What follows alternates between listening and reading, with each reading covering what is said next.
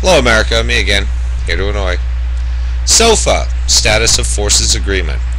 The Iraqi Parliament is about ready to vote on a piece of legislation that will give them the ability to declare their own war on terror. They will be in an alliance under the Articles of War and the Articles of Reconstruction to be able to declare war on any enemy combatant they choose, which includes their own citizens. Now, Ryan Crocker, who said they weren't base building in Iraq, acknowledges that there are 30 military bases that Iraq owns. There are currently 30 bases with a projection of 58 full-time military bases to be installed there. They will be under U.S. control while Iraqi forces maintain them. Under the S.O.F.A agreement, we will have the ability, the United States government and its military will have the ability to handle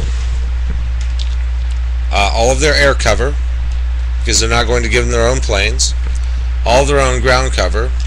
They'll be able to use Iraqi forces and disperse them any which way they choose for any attack or any war anywhere that they choose to be or have an enemy that they consider to be a military combatant. Ryan Crocker, just so you know, big surprise number one, he's a Bilderberger. He's a frontman spokesman for the Bilderberger Group. He's also a member of the Project for a New American Century, an un-American activities group. He is also a member of the Illuminati. He's also a member of the Skull and Bones. Moving on.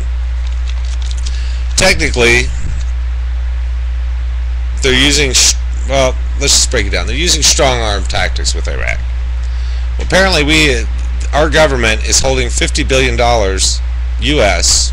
at the U.S. Treasury that has Iraq's name on it. It's money that we stole from them.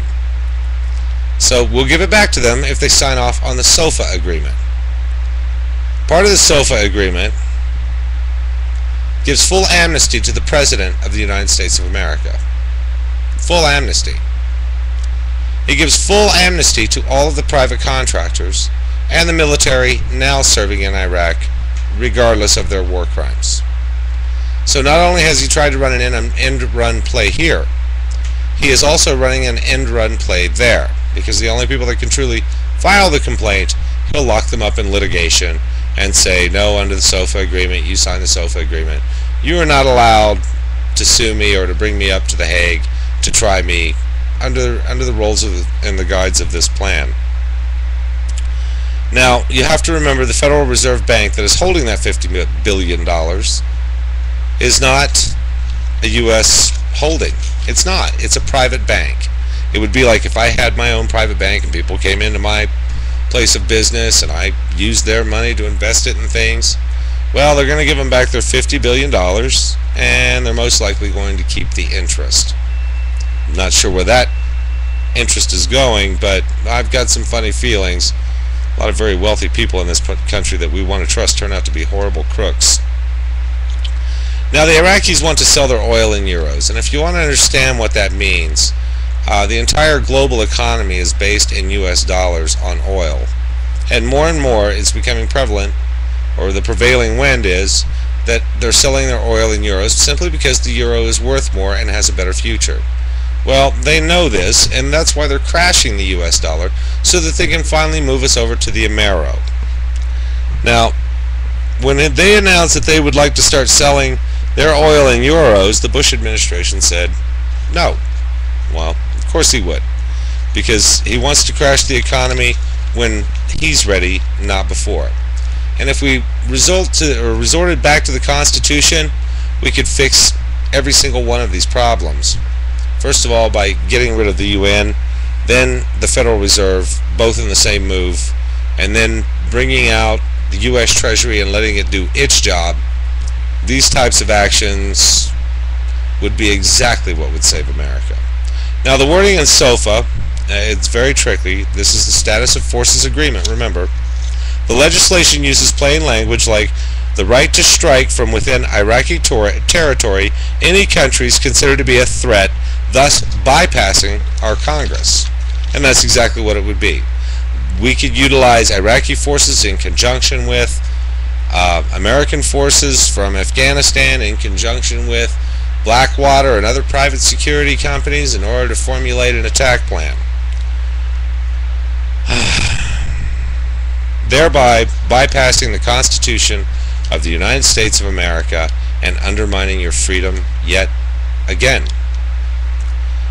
And I learned this right after the heels of what was going on. I learned about the Blackwater jet fighters that they're buying, the Blackwater combat helicopters that they're buying, and it's not like they're using U.S. military resources at all. They're absolutely buying their own Air Force. Remember, jet fighters cost millions of dollars, and since Blackwater has just recently signed a no-bid contract, they can fill up an airstrip with $58 billion airplanes, F-16s, F-14 Tomcats, Embracos, Warthogs, you name it. The list can go on and on for whatever they want as far as arming themselves. Now, Blackwater, in addition to building their own Air Force, is also building their own armored vehicle division. They have, well, I've mentioned that. They also have a midweight tank system. Then they have a heavy light, which is each one's combat ready, and they expect to use those in conjunction with the M1A1 Abrams, in addition to armored personnel carriers, in addition to street fighting vehicles with the large no-pop tires. This is exactly what they're doing. So I came across the S.O.F.A and the wording of the agreement. The Iraqi government, the parliamentarians are outraged because they realize this is going to take away their sovereignty just one more step. And it seems like it's happening in every nation to every people, that they're just taking away this little piece or that little piece or this little piece, and all of this power is being absorbed by one small circle, which is the Illuminati and the Bilderbergers. And we can stop this. Weird storms all over the world, changing climate of business, we normally change with it. The adaptation is what comes about, but there's no salvation. It used to be when fuel prices were up, other costs were down for restaurants and dining at home, and when other costs were up, fuel costs were down. Now both costs are up, and no one's interested in giving anyone a raise right now. We're fighting a real enemy, and the real enemy wears a suit. So what they've done, and let's put it in perspective here, and this is really how I see it. They stole Saddam Hussein's gold. They turned it into the euro, or the Amero, I'm sorry. They stole Saddam Hussein's valuables and transformed them into their own personal wealth, sold those pieces all over the world, and that was done right through combat forces. Then they turned around, and now they're going to let Iraq declare anyone they want as an enemy combatant. So Iraq will naturally use Iran under the new nation building thing that they're doing right now. The U.S. Congress will not be involved in declaring war, and since we have an agreement to fight a war on terror, we will be forced to commit troops, we will be forced to commit tanks, ships, and most importantly, men and women, to fight this war alongside of Iraqis, alongside of private security companies, utilizing that $58 billion in order to make their war happen.